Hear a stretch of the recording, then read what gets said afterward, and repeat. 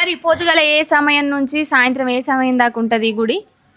ఉదయం 5:30 నుంచి 11 గంటల వరకు ఉంటుంది. సాయంత్రం 5:30 నుంచి 8 వరకు కూడా ఉంటుంది దేవాలయం. చాలా మంచిగా చెప్పిండ్రు స్వామి. నేను అత్తా ఉంటే పొద్దుగాల పూట వచ్చిన కదా, గిటు బందుకు మొత్తం జంగల్ అని చెప్పిండ్రు.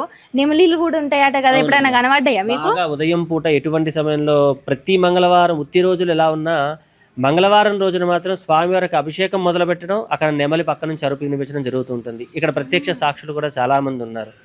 సాములో రచ్చి మంచిగా అభిషేకాన్ని మీరు నాకే ఏపిస్తున్నారు కదా అన్నట్టు ఇక్కడ చూసి పోతారు, ఇక అంతే దీవెనార్తలు పెడతారు. ఇంకా వాళ్ళే సంతోషపడుతూ ఉంటారు.